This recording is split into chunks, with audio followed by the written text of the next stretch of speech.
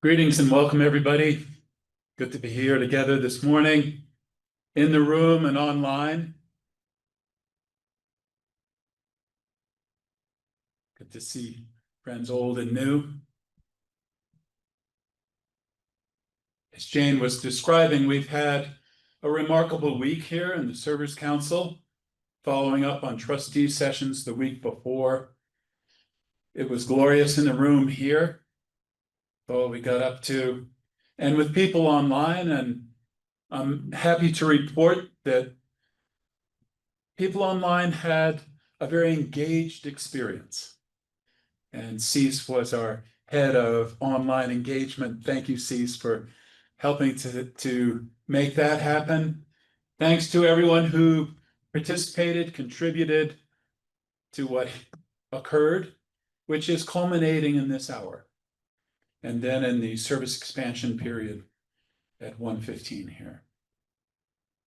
I'd like to continue with a theme that we were on in the council that I was speaking to yesterday afternoon, and I'd like to see where we can take it together.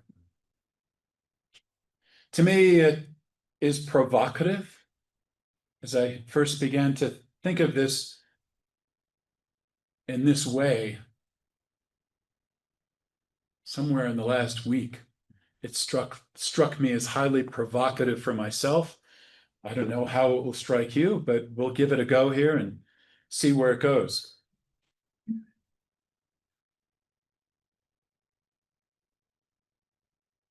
So I want to start with this. The indigenous peoples of the world look at postmodern humanity and they see a sickness of the heart. And you can look it up, you can research it. It's prolific, meaning throughout many indigenous peoples around the globe, this is how they see it. And of course, it concerns them. There are the Kogi people in Colombia, some of whom came here several years ago. They live high up in the peaks of the mountains, peaks that go to 18,000 feet. And they've been isolated from the rest of the world until recently. And then recently they came down out of the mountains to express their concern and bring their teaching to the world. And on their world tour, they came here. They see themselves as the elder brothers. And postmodern humanity as the younger brother. And they came down the mountain to address the sickness in the heart of the younger brother. So that story is proliferated around the world. Oftentimes, the sickness of the heart is associated with humanity's relationship with the Great Mother, however expressed. The Great Mother and the earth that is the embodiment at one level of the Great Mother. So there's a concern expressed about something out of integrity, something off in the relationship with the Great Mother. And that relates to something off in the heart. There's the story of what goes wrong for us as human beings that's at the very beginning of our Bible. When you think about it, would you say that that story was written by indigenous peoples, a First Nations people? We don't look at it quite that way now. Now it's some kind of icon of Christianity or Judaism. There was no Christianity when it was written. There was no Judaism when it was written. No, this is a First Nations people, whatever that might mean. As I think about this story, actually, I've thought about it this way for some time. It is the story of what goes wrong for us as human beings, and especially what goes wrong in the heart and the consequences of that. So I don't intend to read the whole story, but it is, as we know, the story of Adam and Eve. It's hard to know exactly what the author had in mind when they wrote it. Undoubtedly, there were circumstances that they were seeing, yes, when they spoke about what they did, and there was the symbology of the story that related to those circumstances, not all of which we can really know. But here's what we can do. We can intuit for ourselves the significance of the story, the potential significance in terms of our own life experience and what's happening for us. So I'm inviting you to see it a certain way, to try it on and see if it illuminates something for you. I'd like that to be the test here, not whether it's accurate to a past that we don't really know for sure anyway. What I want to suggest to you is that in the story, Eve is the human heart. She is the human heart. And Adam is a representation of the human mind. It's a story of what happens between heart and mind, and not only between themselves, but in relationship to the highest order of identity. Portrayed in the story is the Lord God walking in the garden in the cool of the day. So what happened? The idea came to Eve that there could be wisdom, and it would be good for her to gain the wisdom, as it was put, of the fruit of the tree of the knowledge of good and evil. What would be good and what would be bad? We might imagine what would be good for her. Instead of allowing that tree to be in the hands of the Lord God, in the hands of the Creator, so that the unfoldment of creation happened according to its own times and seasons, its own direction and purpose and pattern, that she could eat of that tree, meaning that she could change the cycles of unfoldment of creation around her in a way that would be good for her. And the story is of a collusion, the collusion between heart and mind. And the heart says, "Psst, hey, mind, I got a great idea here. Will you collude with me in this great idea to make things better and to make me happy, the heart happy? I would be happy if you, the mind, help me arrange the pattern of life around that would be pleasing to me." In a way, a logical thing to do, right? Why not? Yet we know how the story goes.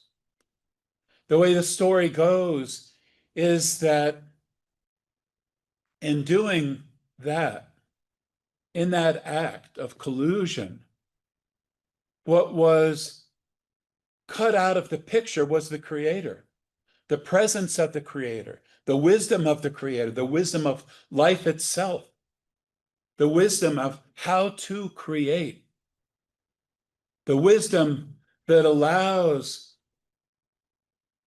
human beings and the planet and all life to prosper, got cut out of the picture. There's something so remarkable in this story. I'll say remarkable to me. You can see what it is for you, that only just became glaringly evident to me in the last little while. And it is that the story is a story of the volition of the heart. Volition, not a word we use that often. Volition has to do with will. And in the origin of the word is also the word wish. The wish, the will. And I believe in there also is choice. And so the story is a story of the volition of the heart, of the choice of the heart, what the heart chose to do. And the mind went along and then blamed it on the heart. That's in the story too. So why is that significant? Why is it significant to recognize that the heart makes a choice? It is for this reason, that if the heart could make one choice, it could make a different choice. I think I had tended to see choice as a matter of the mind, like a mental choice. That's easy to think about. But consider this. I invite you to ponder deeply that your heart has a choice to make. And that the choice of the heart establishes the basis for everything else that goes on. If the heart makes the choice that Eve made in the story, the mind is helpless. That's a strong word, yes? Helpless. The best the mind can do is stay steady and stay centered. But without the heart, the mind can't create. It can think. It can use its rational faculties, but it is unable to create in alignment with, in attunement with the Lord God, because the means for the connection with the Lord God is through the heart.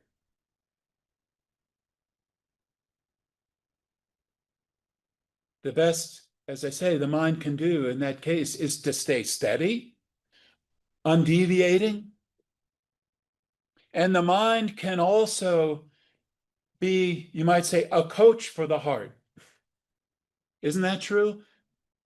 Whether it's between us or have a little conversation with your own heart, you ever do that? Give yourself a little talking to, giving your own heart a little talking to, and saying, hey, it's going to be okay. Hey, you could recenter here. You could open here. And still, at the end of the day, it is the volition of the heart that allows all the rest of what is meant to happen for us as human beings to happen. When the heart opens to the presence of the Lord God, to the presence of the divine, there's all kinds of connection between heart and mind. Realms of the subconscious mind begin to open up and be available to the conscious mind. That happens within an individual. If the heart is frozen, do you think very well? Get up to the microphone as blah, blah, blah, blah, blah. If the heart is frozen in fear, we don't think very well. The subconscious mind is not ready to play its part to offer up what it should offer up. It's impossible to be intelligent on that basis, truly intelligent. And so we have postmodern man. Tremendous intelligence at one level of things to build an atomic bomb. but incredibly, incredibly ignorant. Incredibly ignorant. Only someone who has a sickness of the heart could do such a thing.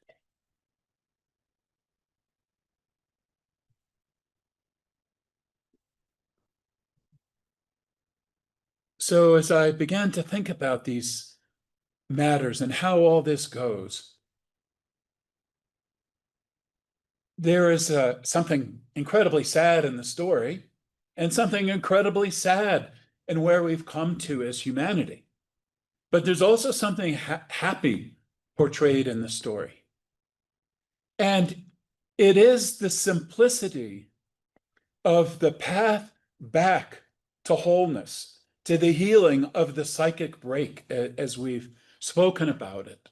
The psychic break between the human psyche, between our humanity and the higher reality of who we are. The simplicity of that healing. You might say in its outworking, there's complexity to it.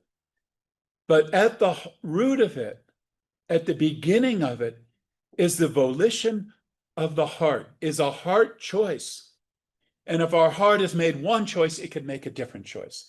And when it makes that different choice, everything is set up for success in the human experience. And the choice is so simple. It doesn't depend on anything other than finding the source of love, the source of identity and presence within yourself, within being, to find that and to turn to it with all your heart and love with all your heart and open with all your heart. That's all. And then in that turning and in that opening, to receive the river into the heart.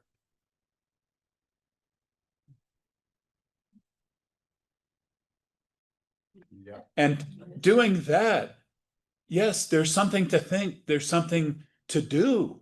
I'm not saying that's the end of it, and I'm not saying we should be mindless people.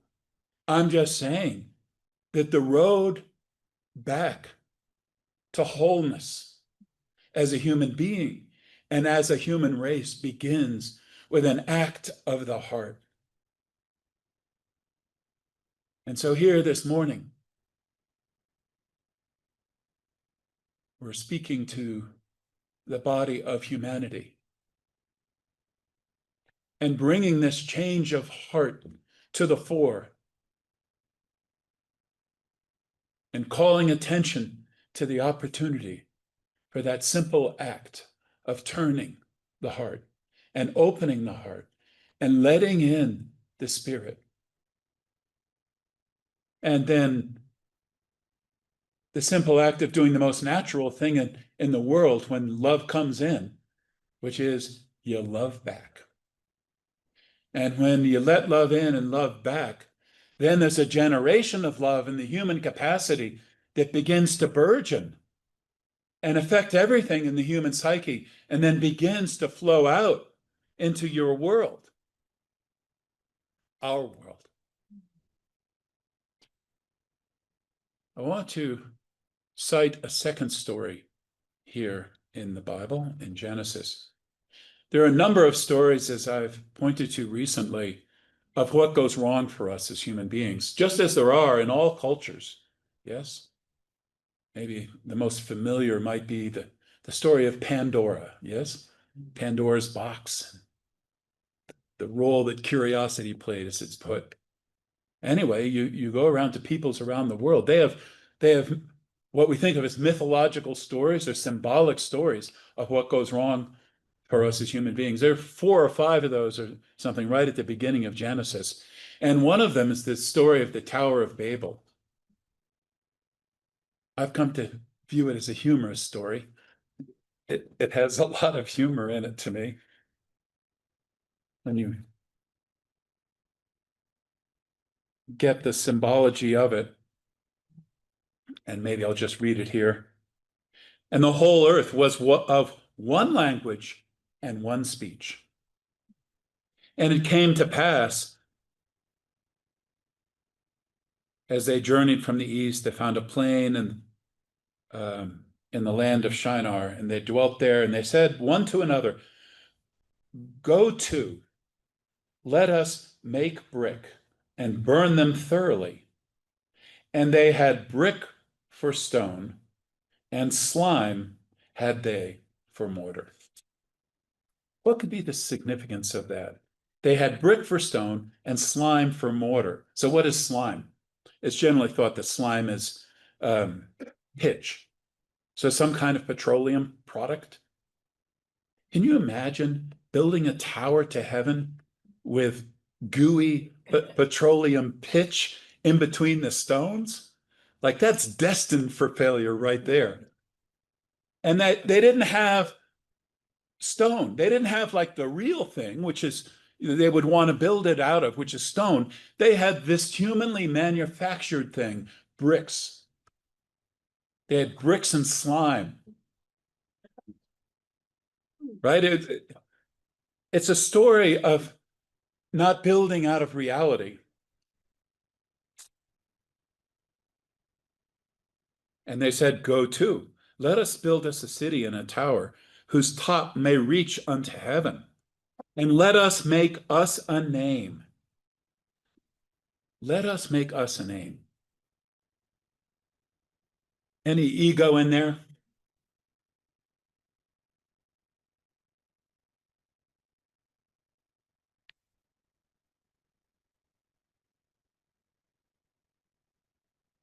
Lest we be scattered abroad upon the face of the whole earth.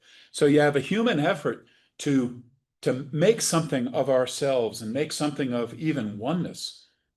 And so the remainder of this story goes back to a superstitious view of the world that was so prevalent back then and even now. And in the superstitious view of the world, the gods are doing everything. There are supernatural powers that are at work. And if we screw up, we blame it on them, right? They're taking it out on us. So it's portrayed exactly this way in this story. And I say that just because you have to understand that element of the storytelling and kind of filter it out, because it is this superstitious lens through which the author of the story, forgive me, was influenced. So as it said, and the Lord came down to see the city and tower which the children of men builded. And the Lord said, "Behold, the people is one, and they all have one language. And this they begin to do. And now nothing will be restrained from them, which they have imagined to do. Go to, let us go down, and there confound their language, that they may not understand one another's speech." So the Lord scattered them abroad from thence upon the face of all the earth, and they left off to build the city. So it is a story of misunderstanding among people and division. There's a man who is a friend of some of ours, Etienne Becker, who writes about Genesis. He lives in Israel and speaks Hebrew fluently. And he says of the Hebrew language that it can't be translated. He says that the Hebrew Bible can't be translated because for people who truly understand Hebrew in the deepest sense, it is speaking to them at many levels. At many levels. And those levels aren't translated by a mental translation of the words. There is vibration. There are pictures in the written language, all of which are conveying something of a spiritual nature. The little I know of the Hawaiian language is that there are vowels and an articulation of vowels that are conveying a meaning that is past the intellectual meaning that could be translated. Yolanda said of the motherland tongue something similar, that it spoke in a different way. It conveyed meaning in a different way. The vowel sounds were far more important than the consonants were. And through those vowel sounds, the essences of spirit were conveyed. Does it strike you that these things are related to a matter of the heart? That true communication among people involves the heart and the heart's ability to express essences of the Creator and essences of creation, to communicate at that level.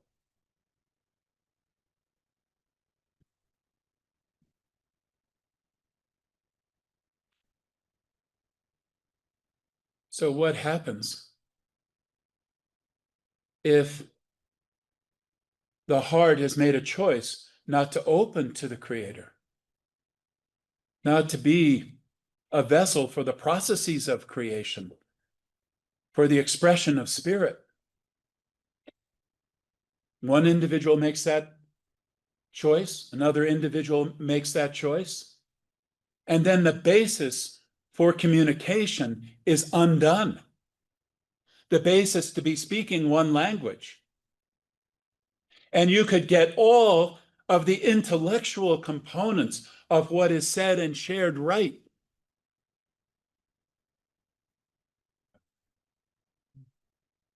And there will not be oneness and there will not be communication. Because without a communication of the heart and a communicate which brings the communication subconscious to subconscious, there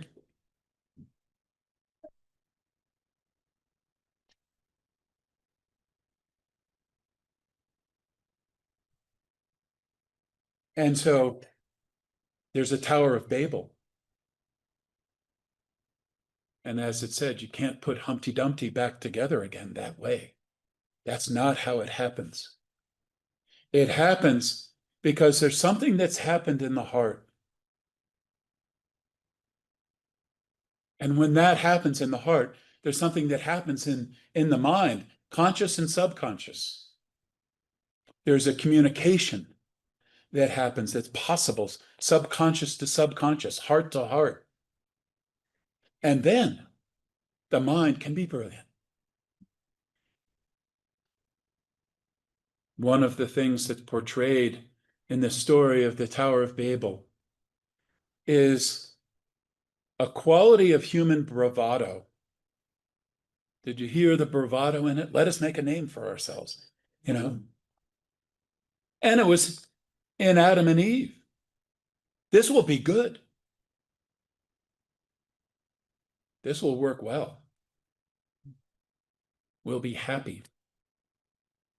In the story that I know of, the history of humankind, it went like that.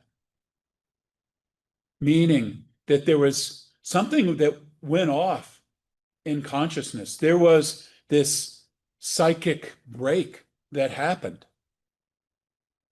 And then there was bravado. This is going great. And for probably centuries, that bravado continued. The bravado continued. We'll build this, we'll build that. We think of Atlantis as being a place where there was all kinds of invention, all kinds of technology, bravado. We've eaten of the tree of the knowledge of good and evil. We're doing this on our own. We got it going. And then there was a looking to people who had not broken their allegiance, their alignment, their entrainment with the Most High. And we can only imagine that when those people were looked at, it's like, you poor Slavs, you have no idea what you're doing. You're so ineffective. You're not doing all this brilliant stuff that we've got going. I think it had to go something like this. I can't claim to know.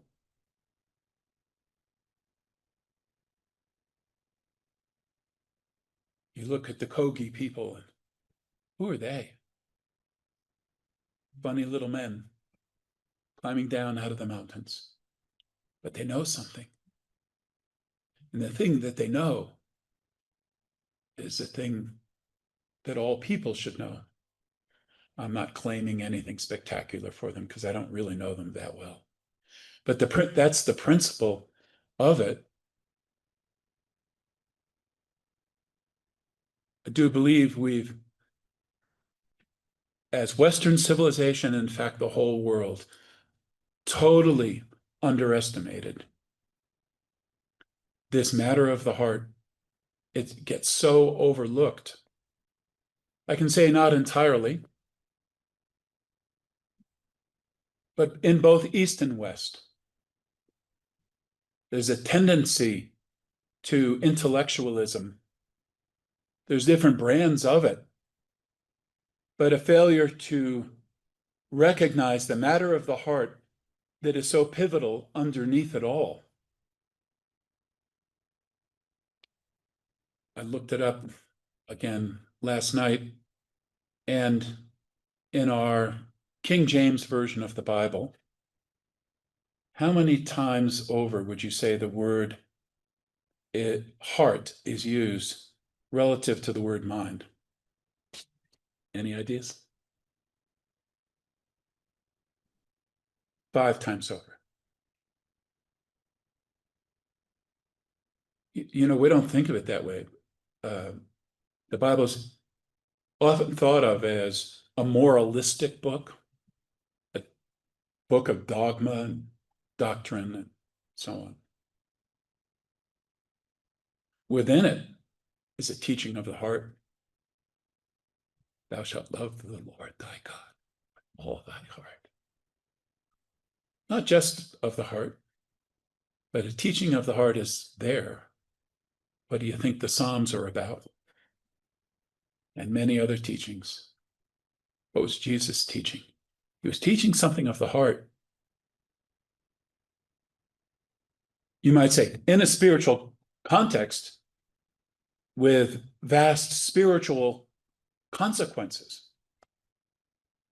And yet, what he was teaching was something that so challenged the human heart to do something different. Forgive those who trespass. Well, forgive us. Now I'm not getting the line right. But as we're forgiven, as we forgive those who trespass against us. That's a radical teaching of the heart. And so it goes. I could cite many more. In the Hindi tradition, the heart center here is Anahata chakra. Here it is, halfway up and halfway down the stairs, right? With 3 centers above and 3 below. Something here that is so vital, that is embodied right in our physicality, right in our physicality. And as there's a softening here, the higher centers within the human experience can descend and move into the lower centers, and what's from below can rise up. But it requires then that openness of heart. And yes, there are those 2 directions. There's our openness upward, we say, and the openness of the heart to the source of love above, in the presence of the Lord, not as something separate from who we are. And then there's the descent down through the heart into the world, so that we take heart-filled action in the world. Not just mentally based action, but heart-based action. We call that courage. Kur, the heart. Courage, that's the Spirit of God in action that moves through the heart, not just the heart, but moves through the heart, so that there's heart-filled action. There's courageous action in the world. And we need that courageous action. Well, maybe like you, I've got nothing better to do then allow my heart to be centered in the one I love, the reality that I love.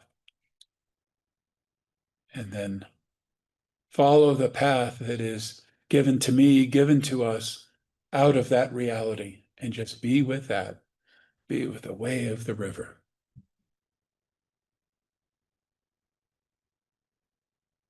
And then, as Robert Frost said it in his poem, you go too. You go too. We invite our friends to go with us. Let's do this. Thank you all.